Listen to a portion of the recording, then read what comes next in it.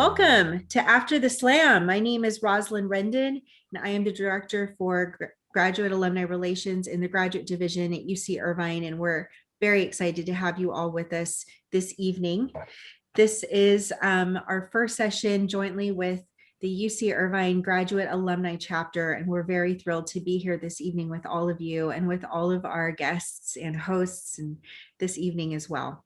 Before I turn it over to our host for today's session, I wanted to just share a few housekeeping notes with everyone today. Our chat box here in Zoom will remain open for the duration of the session. And over the course of the session, I'll be sharing some additional information about our panelists for anyone who would like to reach out to them with additional questions after the session or during, as well as our hosts, for those of you who are graduate alumni and might have some additional questions.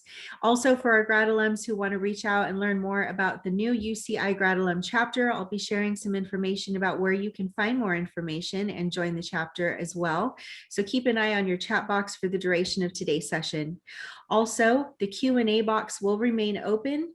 We'll be taking questions through the duration of today's session and slowly making our way through those questions. So please feel free to include your questions for our panelists, and our hosts will be fielding those questions throughout the session today. So once again, thank you so much for joining us. We're really excited to have all of you here. Without further ado, I'd like to turn it over to today's hosts, the president of the UCI Graduate Alumni Chapter, Christopher Lay, and the UCI Graduate Alumni Chapter's Communications Co-Chair, Pasha Ameli. Good evening, everybody. Thank you very much for joining us. We really appreciate you doing so. I would say, as a fair warning, this is an inaugural event for the alumni chapter, so you may have to bear with us just a little bit through the production. But we're thrilled with the turnout, and we appreciate everyone's time and attention here this evening. Again, my name is Chris Lay. I graduated from the Department of Neurobiology and Behavior in 2011. After earning my PhD, I've gone on to co-found and am currently the CEO of Endeavor, which is a financial services company investing in U.S. national security and space, early stage startup and growth companies. There's a number of different ways to start, but we're really excited for the audience to learn more about the Grad Slam event itself. So why don't we start off, and I'm going to ask each of the panelists to quickly introduce themselves. If you all would share with everyone your name, your role in Grad Slam, and your home department here at UCI, please. All right, I'll start. I'm Ashley Hope. I am a second-year medical student here at UCI. I graduated from UCLA in 2017, and I'm lucky enough to be a Grad Slam finalist. My name is Jessica Vidmark. I am a third-year biomedical engineering PhD student at UC Irvine, and I was lucky enough to get the second place in Grad Slam, so that was really exciting. Happy to be here. Hello, and I am Leslie Heid. I'm a first-year PhD student in the Mathematical, Computational, and Systems Biology program, and I was the 2021, or am the 2021 Grad Slam champion, and this is great. Hi, I'm Sirui Wan. I'm a fourth-year PhD student in School of Education, and I was a finalist of the Grad Slam. Thanks, everybody. So as Rosalind mentioned at the beginning, again, just to sort of set the table for you all tonight, our goal here is to not only introduce each of these great students, but also to give you a greater sense of who they are, their research, and kind of what this whole process felt like to them. A little bit of a behind the scenes peek at things.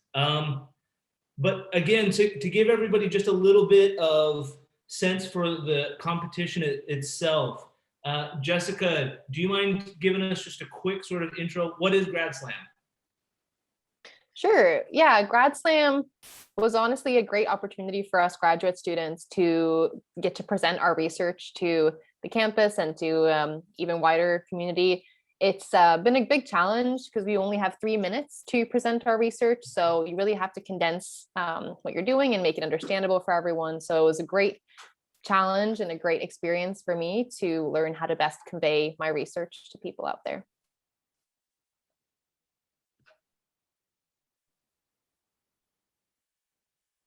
Perfect.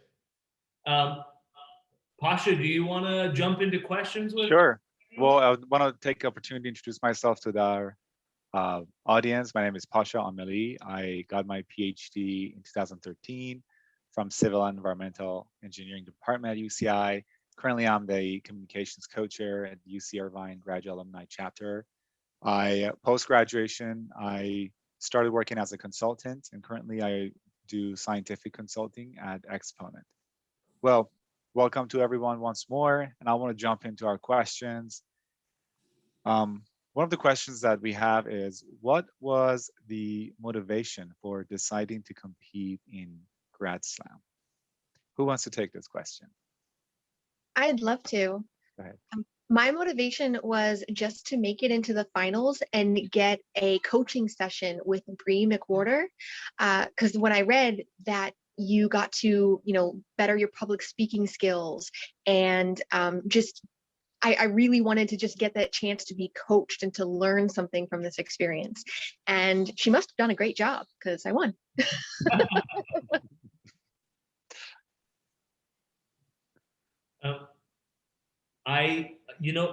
If you all don't mind, I'd be really curious to hear everyone's motivation on this point. Do you all mind sharing just a little bit about what drew you to this competition? Okay, I will start. My motivation was that I think it's a cool idea to talk about your research to the public in just 3 minutes. I think it's a challenge, and it was going to be fun to talk about your research to those people who know little about the content. Yeah. So similarly to that, my motivation was just that I really wanted to share specifically the field of research that I was in. I'm in a bit of a niche field that sort of combines medicine and humanities, and it's a bit uncommon in both of those fields. And so I really wanted the opportunity to just tell people that it exists, that it's really fun. And I also just really enjoyed my research. I enjoyed talking about it. And so I just couldn't pass the opportunity. Yeah, I agree with everyone else so far. I think a lot of my family and friends, I've explained to them a few times what I do with my research, but I don't think they ever really got it, which is not their fault. So this is a great experience for me to really challenge myself and just cut off all the details and just go down to the core. What am I actually doing, and make it understandable for everyone? So that was a great challenge. And it was really fun too. And I got to admit, one of the main reasons, one of the first reasons why I got interested in joining this competition was because a friend of mine in my lab was doing it. And I kind of felt like, oh, well, if she can do it, then I can do it. Let's see who performs the best. So a little bit of a friendly and healthy competition there as well. I like it. That's very good. I have another question for all the panelists, if you all don't mind. But normally this is a live competition, right? You're all showing up at a similar venue, you're interacting to a certain degree with the crowd. Can you give us a sense of what your experience was like throughout the semifinal event that night itself? Where were you? How long were you waiting for things? What did it feel like for each of you, please?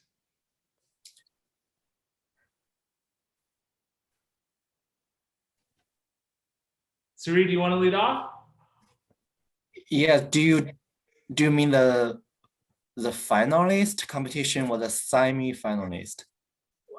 Either. I'm curious to know what the experience as a participant was like. Yeah, so I think it's really fun because it's pandemic. So we went to a studio to record our presentations. And the studio was really, really cool. It's like it's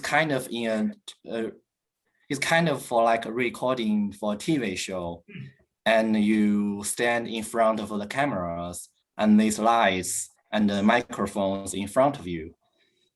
So to me, I really enjoyed the experience because it's so, it's something I have never experienced before. Yeah. I can imagine. Very cool. Also really enjoyed that aspect of being able to go into like a professional recording studio. I'd never done that before, and it was so much fun that I actually had them take a picture for me so I could like show it to my mom. And I think what was really nice about having this event over Zoom was that we're able to look back on it. I think that in the past, events that are live aren't always recorded, and so you just have that one day, and sometimes you're so nervous for your 3 minutes that you don't get to fully enjoy the entirety of the event. And so something I really appreciate was being able to look back on it when I was done and to see you know, everyone and to sort of reflect on that. Yeah, it was definitely unique, being all online and virtual. We first did the pre-semifinal recording was all over Zoom, so it was from our own apartments, and then going through the semifinals, like Sirui and Ashley said, we got to go into the studio, which was very fun. It was definitely interesting though, because we did the same kind of setup as if it would have been live. We only had one chance to record, and that was it.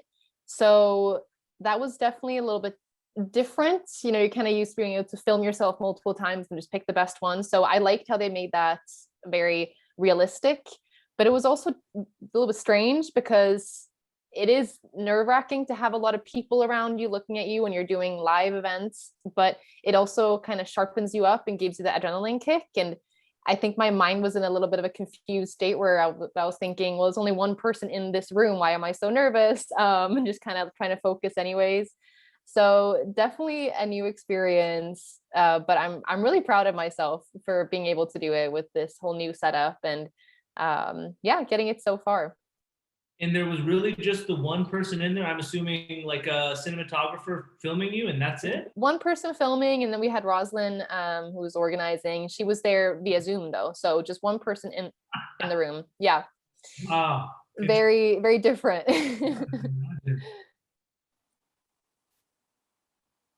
I think that it was a really great experience for me.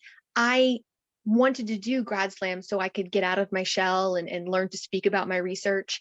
And I'm normally very shy. And as part of this process, instead of just getting up on stage once to make this happen, I had to do a Zoom meeting. I had to be personally interviewed by Rosalind and set that up. And it's definitely brought me along in the process, and I think has absolutely helped my public speaking and my confidence levels.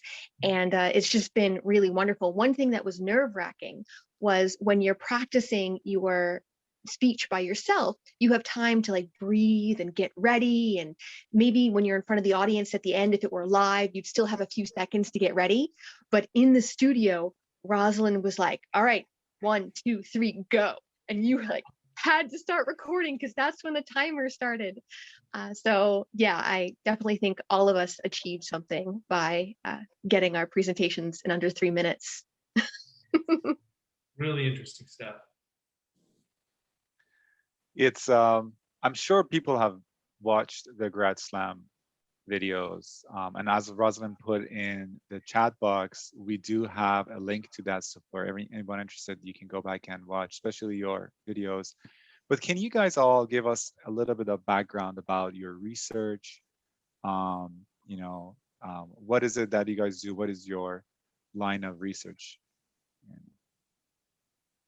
Sure, so I can start. And so my area of research is called medical humanities, and it's sort of exactly what it sounds like. It's the intersection of medicine and humanities. It's a relatively unexplored field, and it's also very broad.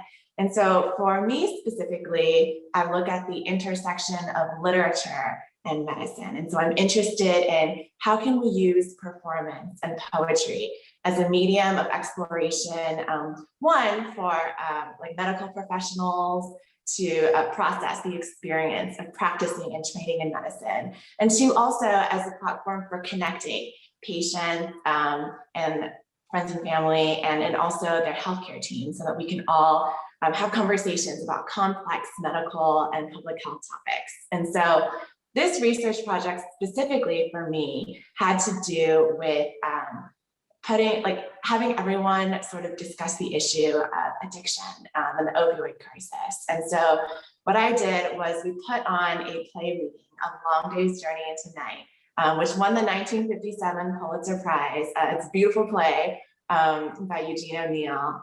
And it was followed by a panel discussion with this panel of interdisciplinary health professionals.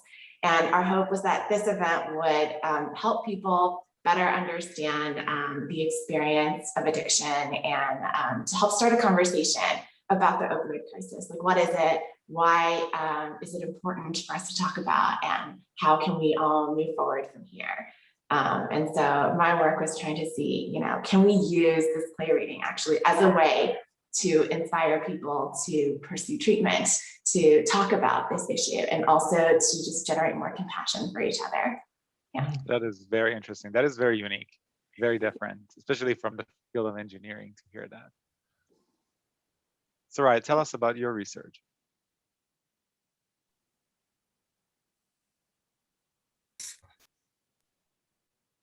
So I study students' achievement development, and I study students from kindergarten to college. And I'm specifically interested in how their achievement and choices are influenced by their beliefs. So for choices, I mean major choices or career choices. And in my current project, I study how they form their motivation or beliefs. For example, how do they form what they are good at? How do they perceive their own abilities? And one main finding is that I found students rely on cross-domain comparisons, which is compare within themselves across different domains, such as math and reading, to form their self-confidence. So if you are good at math, but you might still feel that you are not a math person because you are really, really strong in reading.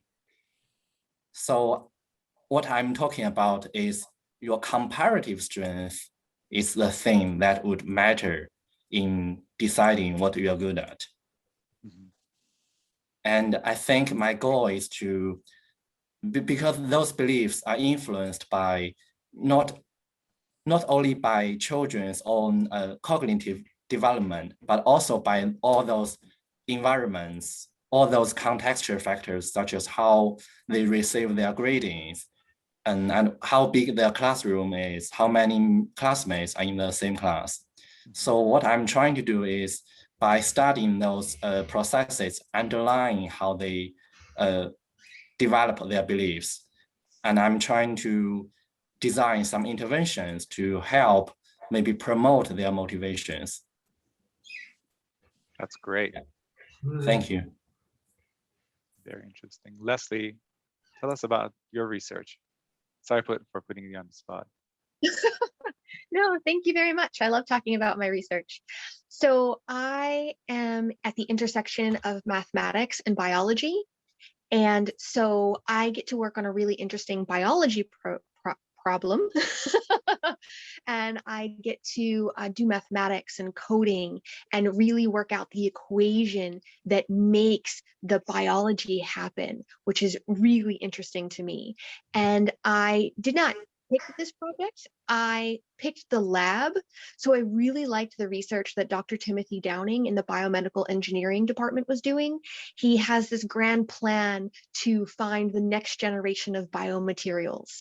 And I, am really attracted to people with grand visions and want to do the right thing. So I was like, I want to join your lab. What can I do? And he's like, I have this dinky little project. I have this theory that if we can find out when cells are the youngest, that we could change their fates by changing their methylation.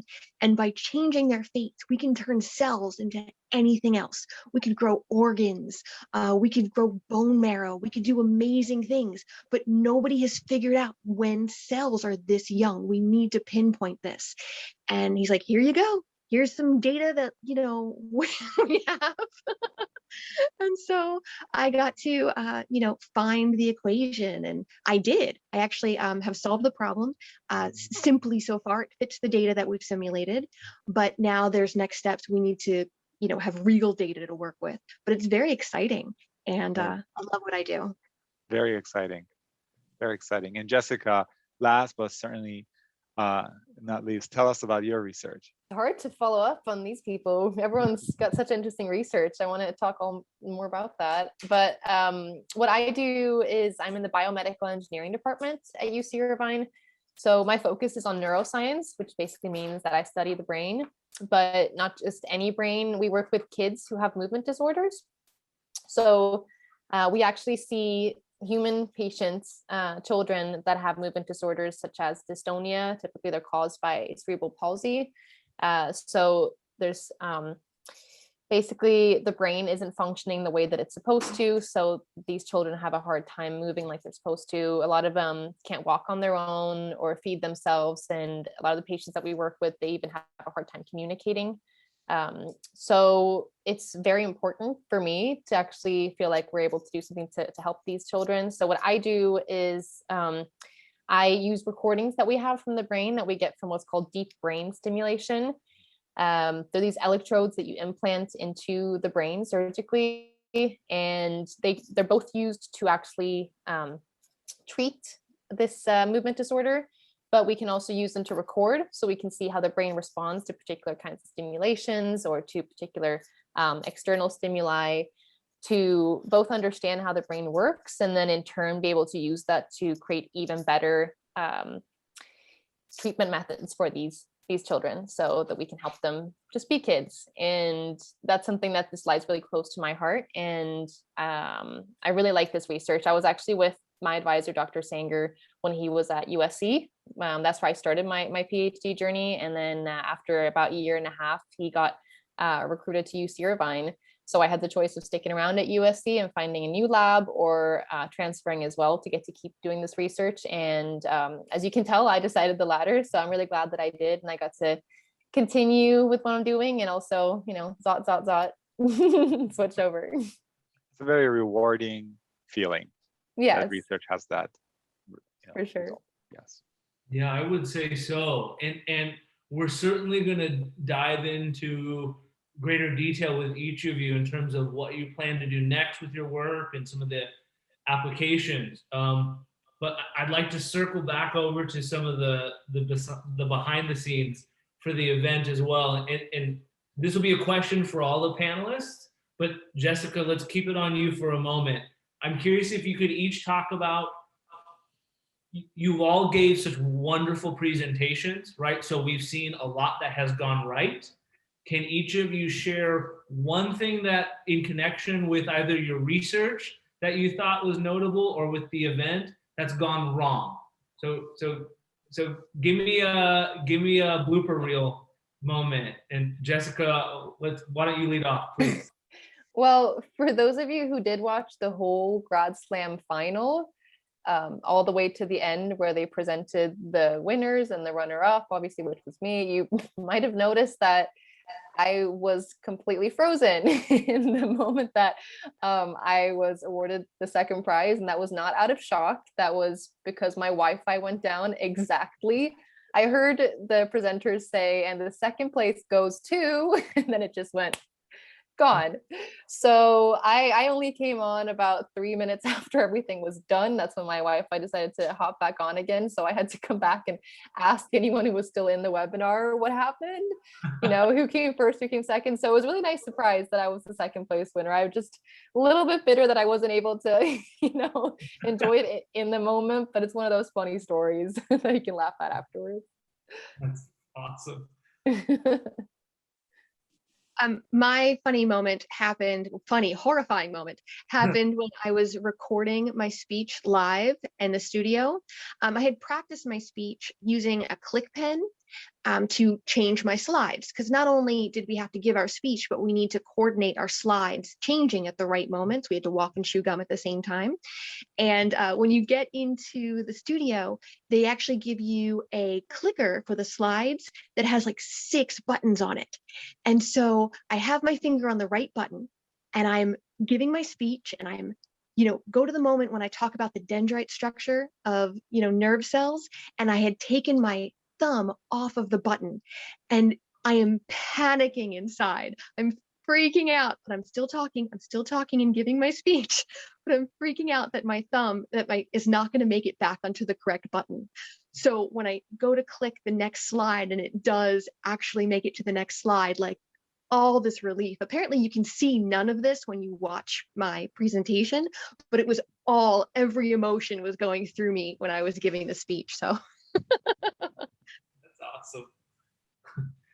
You were either going to advance to your next slide or trigger like a cat skin, right? over yourself for the rest of your presentation. I would have loved that. I'm not a cat. So for me, my sort of crazy behind the scenes was actually just the day of the event. So thankfully, because most of it was recorded, this wasn't like the day that I had to give the talk. It was just the day that I get to show up as a finalist and be interviewed. But I had just had, it's sort of like a practical exam for med students where you go in and you have to like interview a bunch of patients, and it's the last thing that you do during the second year. And that ended at 5, and the event started at like 5:30 or something. And then I also find out that day, because I've never tried to do virtual backgrounds before, and my computer doesn't do virtual backgrounds. So I had to like call my brother and tell him I was like coming home so I could swap laptops with him. In the meantime, I like also needed to like change everything. So I'm like running back and forth. I'm like looking at the clock. I'm like, oh my gosh, this thing happens in like 15 minutes, like 5 minutes. And so I do finally like get home, grab his computer and like change the name and like profile picture and virtual background on time. But it did feel very hectic the day of. But you made it. I made it. I love it. Good. Yeah, for me, I actually cannot remember something before the final competition or during the competition, but it's after the competition. I received a few messages via Facebook. So there are people I have never talked before. They messaged me on Facebook like, I'm so interested in your talk, or I'm so interested in your research. And I think that's really, it's a big encouragement to me. I love it. So Yeah, you're so blowing sweet. up on Facebook as a result. That's excellent. I love that.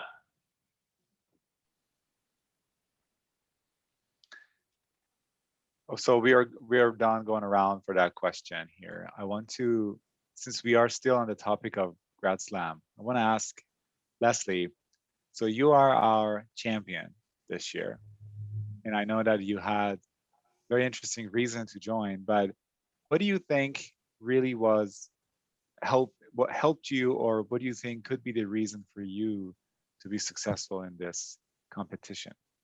What if some of our audience here are next year competitors, what do you think they can focus on to be successful as well? that's a fantastic question. So I really approached this as a learning opportunity, because I was never expecting to win. I just wanted to better myself.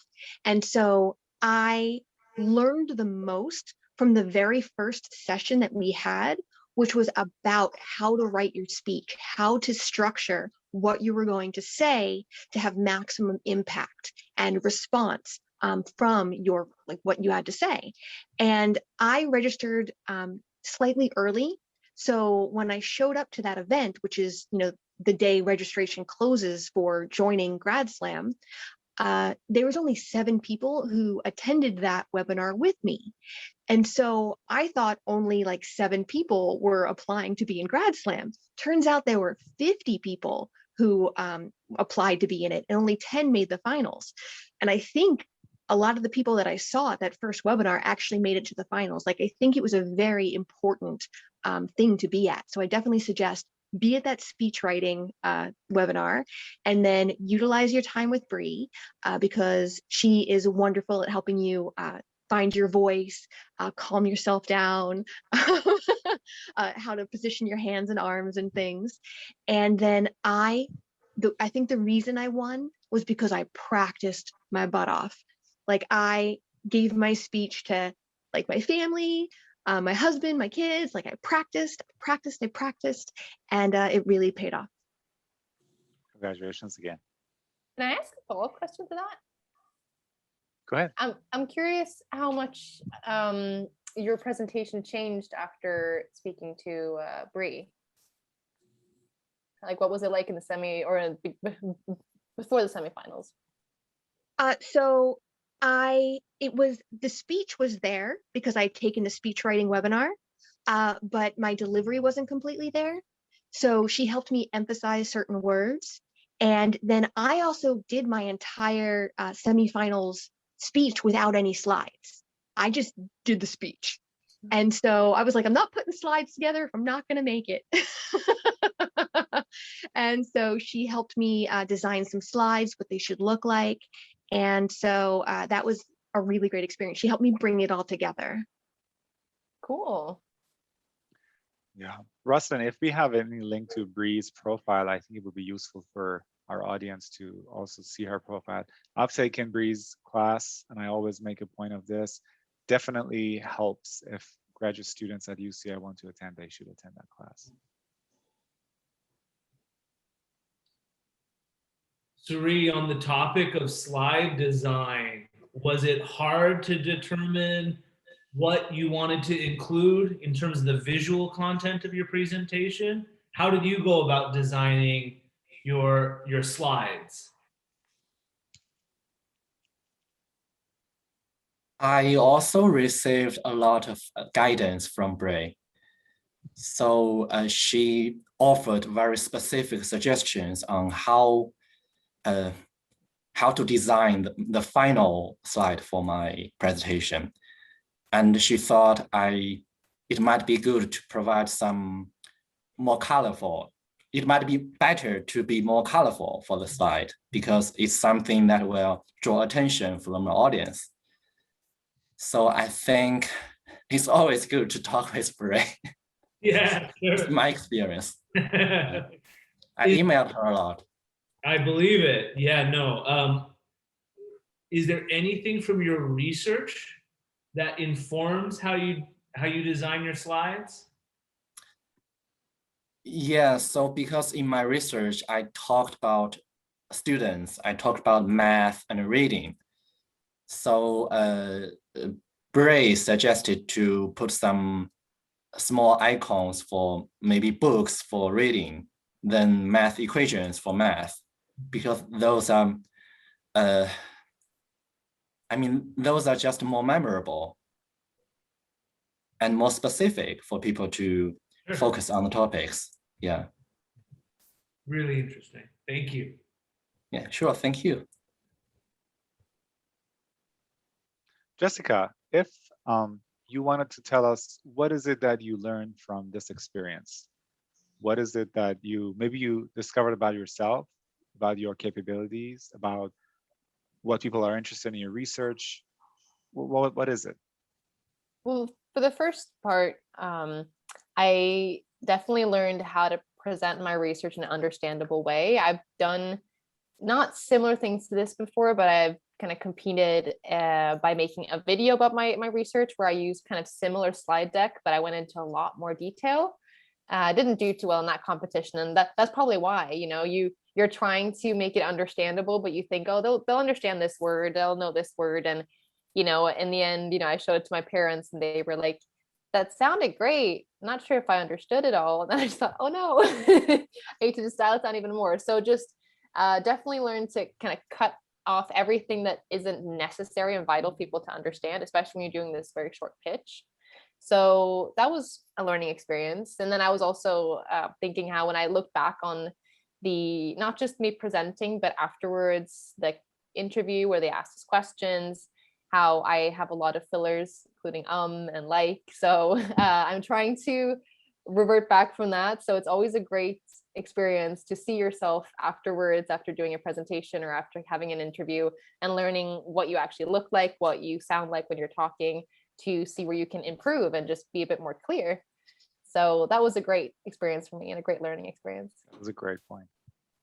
Ashley, what was your favorite moment from the event, and what was your least favorite moment from the event? Let's see. So one of my favorite moments from the event was actually, so Rosalind did an amazing job sort of organizing Grad Slam this year. First of all, I think we should all thank Rosalind for doing that. She was the mastermind behind this wonderful experience, not just of Grad Slam, but of the first virtual Grad Slam. And she created these little intro videos for us. And she put a lot of like time and effort into this. She scheduled like multiple like interviews with us in a separate filming session.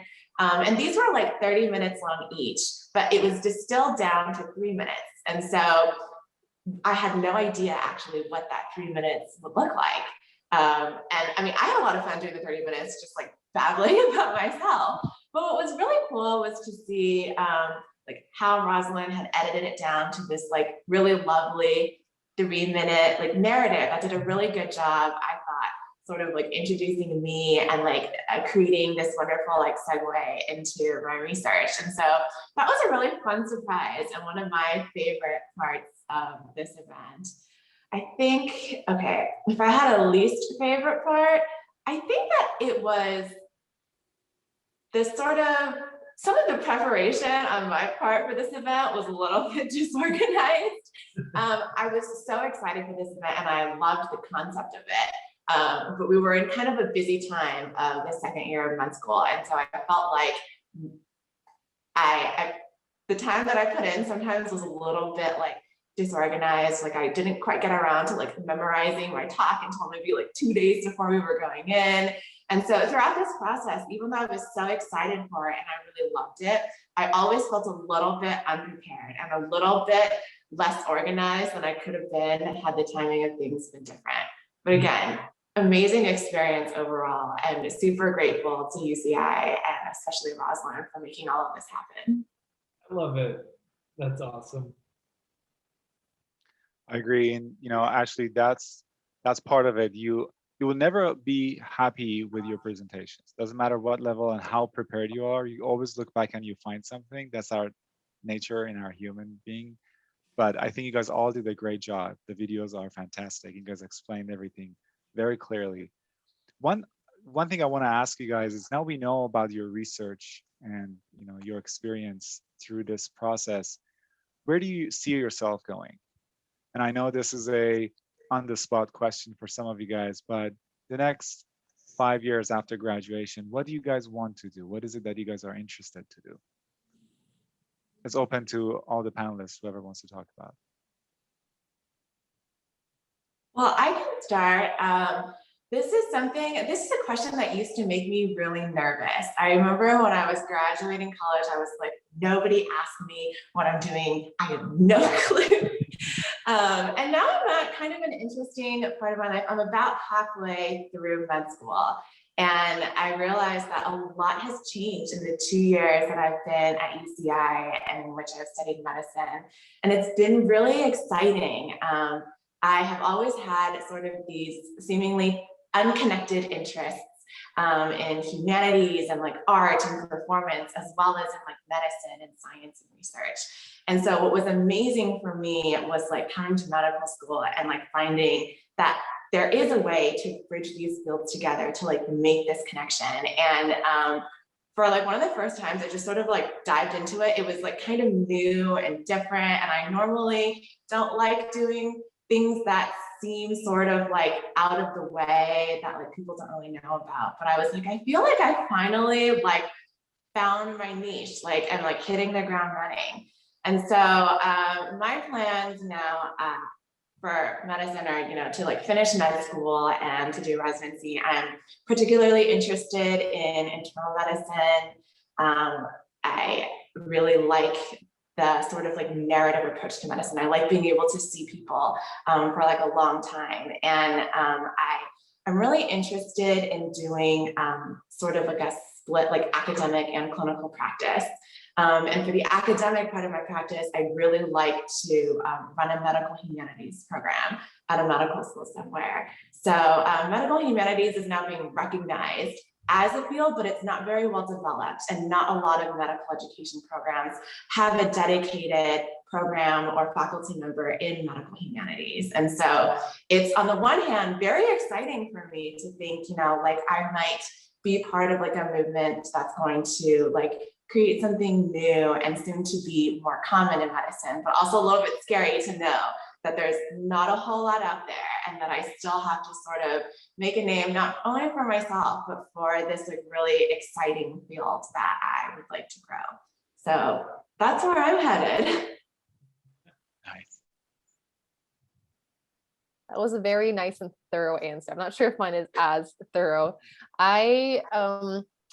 So obviously I feel like after I get my PhD, I have the option of staying in academia and trying to be a researcher and have my own lab at a university somewhere, or going into the industry and either working at a company, like a big company like Medtronic would be very cool. I'd like to design and also do maybe R&D, so research and development of medical devices. I definitely want to stay in the biomedical engineering realm. I am also currently working with some of my classmates from USC on developing a company, kind of like a startup for medications that require mixing before you administer them, to simplify that process and to reduce the amount of usage errors that can lead to longer issues or worse issues down the line. So we'll see if I end up in academia or in the industry. I think I'm leaning more towards the industry so I can create things and maybe move up a little bit. But it'll be exciting whatever I do. Yes, I'm not quite sure what I'm going to be doing, but I'm pretty excited at whatever it may be. I am torn because I was applying to this program in mathematical biology. And at the same time, I ended up with this amazing job at NASA. And because I did really well in my mathematical modeling class, my teacher at my undergraduate was like, hey, there's some openings, you should apply. And I applied and got the interview and I got the job. So now I have this amazing opportunity to stay at NASA, or I can do biology, I can do physics, because my undergraduate is in mathematics and physics. So I just think the future is wide open, and it's very, very exciting time. And I'm really glad that I am growing and learning at UCI. It's a wonderful environment. Leslie, you don't have to fit into a box. If you're good at multiple things, enjoy all of them. You don't have to fit into a box. That's what I learned throughout my career. You can be like those undifferentiated cells you're studying. Well said. Brilliant.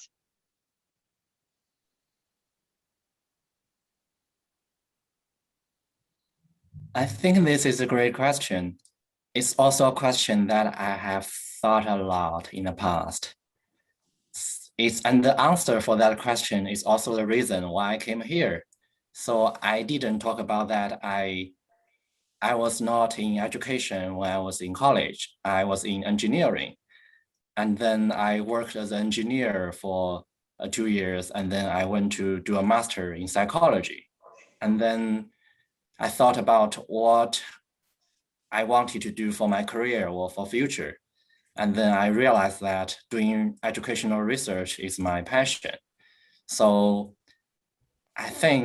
I still think for the future, I'm going to keep doing the research I'm doing those that I'm interested in and I care about. So I hope in 5 years, if I was lucky enough, I would be an assistant professor somewhere. Yeah, I hope so. Very good. Very good. Thank you. we're getting towards the bottom of the hour, so I have another panelist question, but we can do this one fairly lightning round style. But if there is one person, past, living, whomever, one person that you can choose to have in the audience for your presentation, so that you know that that one specific person is definitely going to see the work that you're doing and the message you're trying to communicate, who would that one audience attendee be? Let's go big, Ashley. Okay. So for me, I would pick someone who is big in medical humanities. One of the biggest people in medical humanities is Rita Sharon at Columbia. Okay. And so, yeah. Rita I Sharon. love it. So, and one of the reasons, everyone, that I'm asking this is paging through a number of the attendees here tonight, and then I would say our collective networks, I think as a team, not unlikely that we can help find, you know, as presuming they're alive still, I suppose. If it's Abraham Lincoln, you're out of luck. But if it's someone living, I wonder if we might be able to search out through our connective networks an ability of getting your video presentation in front of that person. So I'm taking notes. Amazing. Okay, Jessica, how about you? Gosh, I have been thinking now since you asked the question. I'm completely stunned. The first person that came to mind was literally the person who was my attendee at the event, which was my dad. Oh, but then I thought, oh wait, go dream bigger, you know? No, that's beautiful. He was watching all the way from Sweden. He stayed up until 4:30 a.m. to watch the whole thing. So that was my, felt like I had the great support there. Yeah, I don't know who I would. I mean, the first person that came to mind, I was like, Alfred Nobel. Watch this. Recommend me for the Nobel Prize. I'm not sure if you can get a hold of him for me to see if you can show it to him, but yeah. We'll reach out to the quantum physics department and see. Great, thank you. Yeah, I love it. How about you, Leslie? I'm completely stumped as well. I'd have to do some research, but I think I did not tell Dr. Downing that I had entered Grad Slam and that I made the finals. I didn't tell him anything because I wasn't expecting much, and I didn't realize how big of a deal this competition is. It really, you get to represent yourself. It's a big deal at UCI and the UC system. And so I think I would like him there for the finals to be like, hey, look, this is the research. And he actually hasn't agreed to keep me yet. This is leverage, undoubtedly, unquestionably. No, so I want him to be there to see me give the speech and see how passionate I am about the research. And hopefully I can do my PhD in his lab, because I'm still a first year. I'm just doing rotations. Like right now I'm working with lasers in Dr. Barty's lab. So I'm just having all sorts of fun in my program. And I'd like some of the professors to take notice. Solid prospect, but I hear what you're saying. Okay, Rosalind, take note. We're gonna have to reach out. Sorry, how about you? So are we talking about real people and alive people? Well, you get to choose. Name it. Fictional, past, present, future.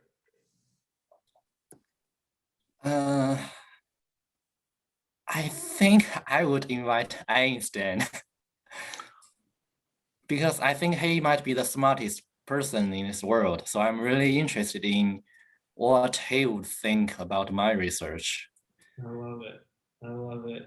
And didn't Einstein like fail like third grade math or something? He did really poorly in school.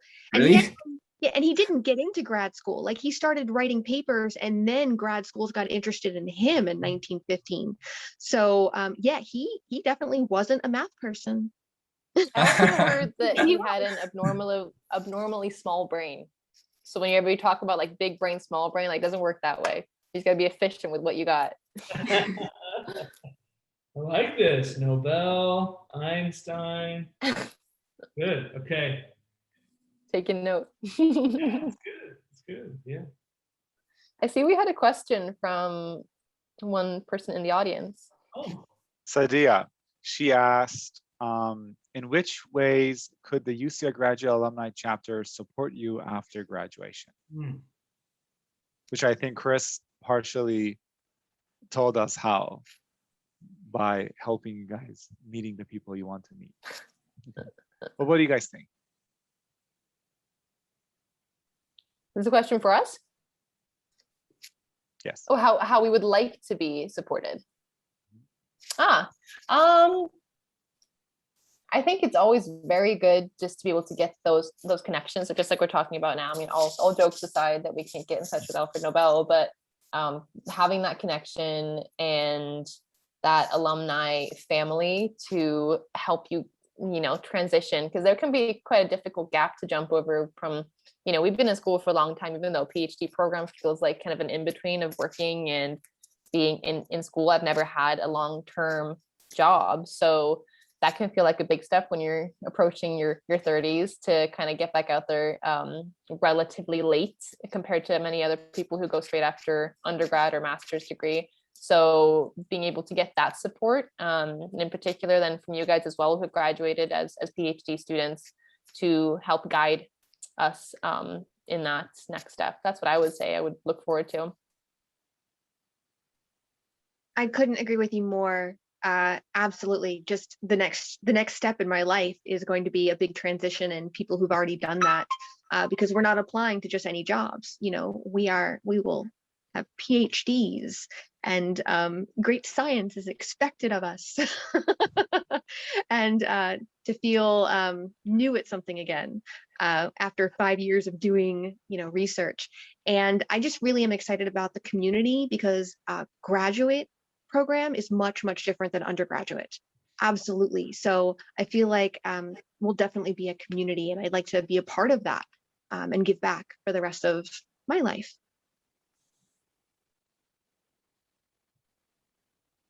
Yeah, I really appreciate that question. Like, thank you so much. And like Leslie and Jessica have said, one, I think it's wonderful to have started this alumni chapter specifically for the graduates or the graduates of graduate programs, because like Leslie said, it's so different, sort of where you're at in your life, and like where you might be going or what you're looking for when you are in grad school. And also Jessica touched on this, but just being able to like know that there's a network of people who are open to you, like reaching out to them and like asking them for like help or questions. I think especially in medicine, you are always so much relying on the advice of people who are 1 year ahead of you, who are like sometimes literally have like just been where you were like 3 months ago. And so really I find just knowing that there are people out there who are like willing to talk to you, to be reached out to, I think is amazing. And so I really appreciate the creation of this new alumni chapter and everyone's willingness to help us out and to just talk to us. I defer to all of the ladies. Clever. And I know we're due to wrap up here in a second, but if you all would bear with me for just a second, the UCI Graduate Alumni Chapter just recently stood up a LinkedIn site, and a large initiative for us as a chapter is to be a service, be a resource, be a source of mentorship to current graduate students as well.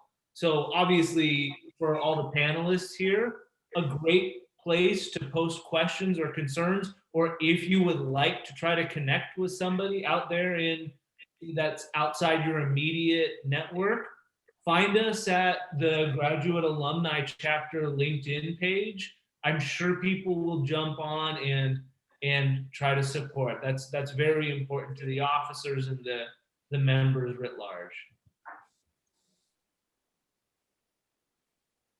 That's amazing. Thank you so much for organizing and sharing that.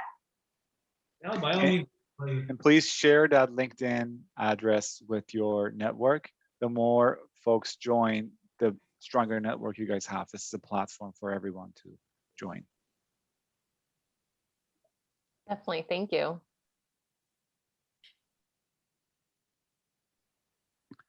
I think we are approaching the top of the, or 6:30 almost. Couple of minutes. I believe is Rustin joining us back. Well, I mean, on my end, because I know we're going to wrap here quickly, I'd say thank you all very much for joining us this evening. This has been a real pleasure to learn from all the panelists, to hear more about their research and their approach and mentality of things. That's been great. Please, everybody, let's definitely not forget to come back and support Leslie's bid for the system-wide Grad Slam title, which is on May 7th. It's going to be online from 9:45 to 11:15 a.m. We'll be posting all those details again on LinkedIn, likely through our Twitter feed and AntNet as well. So, you know, from my perspective, and I'm sure from all the panelists, Leslie, we wish you the best of luck. If there's anything we can do to serve as a resource to you in your preparation, we're here and we're rooting for you. Thank you. I actually get another session with Bree in a few weeks. So I'm really excited for that to prepare. And I have the feedback from the judges from the UCI event. So that's really great. But I have been watching some of the other presentations from other schools winners, and there's some stiff competition. So I am very nervous. No doubt. Oh no, just competition is good. Exciting. You got this, Leslie. You're gonna be amazing. Are you gonna re-record it then before the Yeah. next event? I have to Exciting. re-record, and it's going to be done over Zoom, not in the studio this time. Oh, all right. Well, good luck. Thank you. You'll do great. Love it.